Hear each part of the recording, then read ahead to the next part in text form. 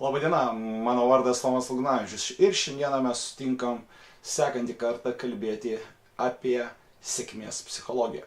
Kaip galima būti sėkmingu? Tai pirmas, būk individualistu. Gera komanda susideda iš gerų žaidėjų. Čia kaip NBA. Turi būti kiekvienas žmogus individualybė ir tik tada, kada jie susieina kartu, jie tik tada gali pasiekti kažkokį rezultatą.